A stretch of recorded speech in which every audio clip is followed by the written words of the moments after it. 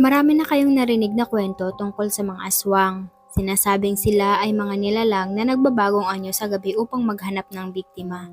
Pero ang aking ikukwento sa inyo ngayon ay hindi lamang kwento ng takot. Ito ay kwento ng tunay na impyerno na naranasan namin sa isang liblib na nayon sa lalawigan ng Capiz. Isang pangyayari na hanggang ngayon ay pinagpapawisan ako ng malala tuwing naaalala ko. Nang ako ay 17 taong gulang pa lamang, sumama ako sa aking ama upang dumalaw sa aming kamag-anak sa itaas ng bundok. Ang nayong iyon ay kilala bilang Barangay Balete, nakapaligid sa masukal na kagubatan at malayo sa sibilisasyon. Sinabi sa amin ng aking lola Basyang bago kami umalis, "Anak, mag-ingat kayo.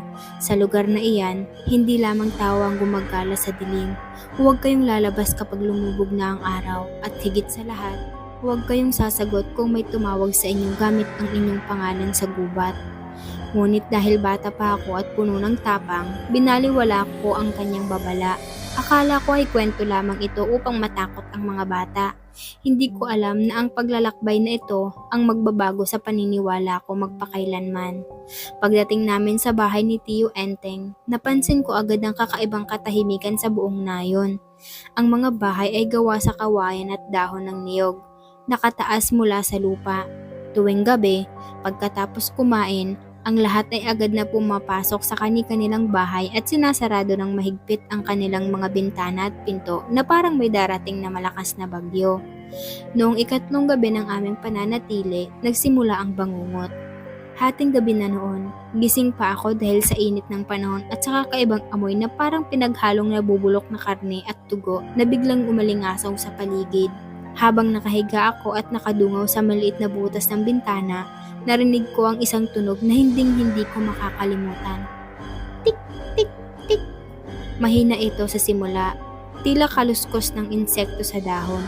Ngunit unti-unti itong lumakas at bumilis hanggang sa naging isang nakakapanindig balahibong ingay na tila nanggagaling sa lahat ng dako ng gubat. Sinabi sa akin noon na kapag malakas ang tunog ng tiktik, malayo ang aswang, at kapag mahina at mabilis na, nasa tapat na ito ng inyong bahay. Nanlalamig ang aking katawan nang mapagtanto ko, ang ingay ay nasa ibabaw mismo ng aming bubong.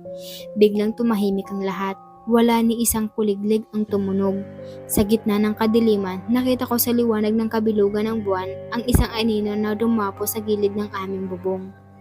Ito ay may hugis na tao, ngunit mayroon itong mahahabang pakpak na tila sa paniki at mahahabang kuko na kumakapit sa kawayan.